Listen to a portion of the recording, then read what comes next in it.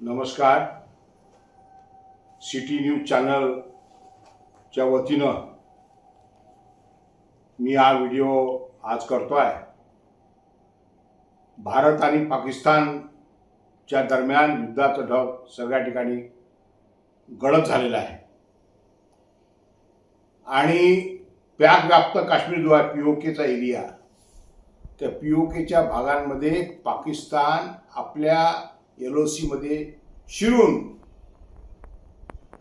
जे बाउंड्रीवरची गावं आहे त्यामध्ये उरी झालं, राजौरी झालं, पहलगाम झालं, या ठिकाणी मोठ्या प्रमाणात ड्रोन हल्ले करते आहे आणि या ड्रोन हल्ले भारताच्या सैनिकांना अतिशय ताकदीनं परतून देखील लावले. आपण पाहिला 7 तारखेला जे ड्रोन हल्ले झाले होते ते ड्रोन हल्ले भारतानं परतवून लावले. परंतु त्याच दिवशी भारतानं अनेक ठिकाणी हल्ले केल्याच्या बातम्या सगळ्या इलेक्ट्रॉनिक मीडियामध्ये आल्या. संध्याकाळी 7-8 वाजतापासून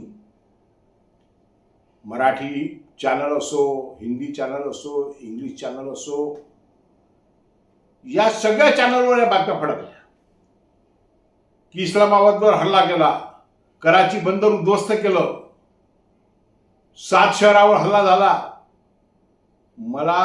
मी यासाठी व्हिडिओ करतोय की युद्धासारखी स्थिती, देश संपूर्ण एकजुटीनं होऊन या पाकिस्तानच्या हल्ल्याला तोंड देते आहे.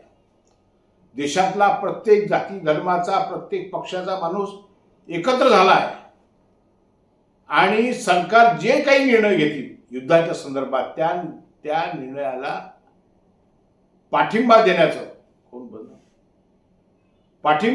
काम सर्व पक्षांनी, राजकीय पक्षांनी या देशातल्या जनतेने केलं आहे. असं असतानाही या देशातली जबाबदारी मीडिया, माध्यम, ज्यांच्यावर फार मोठी जबाबदारी आहे, कोपऱ्यातली बातमी तुमच्या घरापर्यंत पोहोचवण्याची, तुमच्यापर्यंत पोहोचण्याची जबाबदारी ज्या माध्यमांवर आहे, त्या माध्यमांनी आपली साखळी तयार करून खोट्या आणि रक्तरंजित बातम्या पसरवल्या. दुसऱ्या दिवशी देशाच्या गृहमंत्र्यांनी बैठक घेऊन या अशा प्रकारच्या बातम्या पसरवू नका, अशा प्रकारच्या सूचना या सर्वांना दिल्या.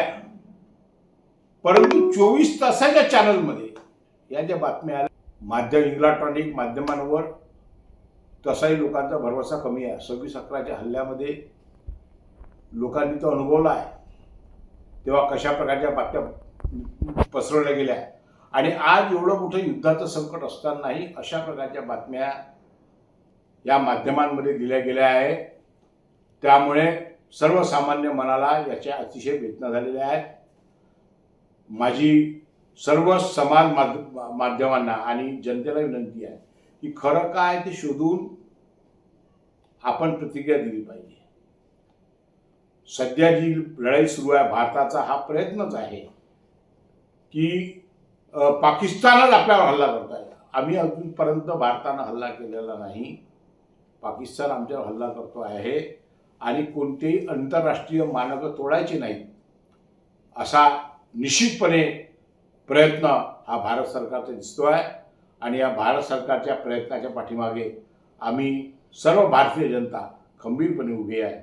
त्याबद्दल कोणाची मनात शंका असण्याचं कारण नाही, परंतु माध्यमांनी देखील याची सगळी काळजी घ्यावी. विशेषतः समाज माध्यमांवर ज्या बातम्या येतात त्या समाज माध्यमांवर बातम्या फॉरवर्ड करणाऱ्यांनी देखील याची काळजी घेतली पाहिजे. एवढंच या प्रसंगात सांगतो. जय हिंद, जय महाराष्ट्र.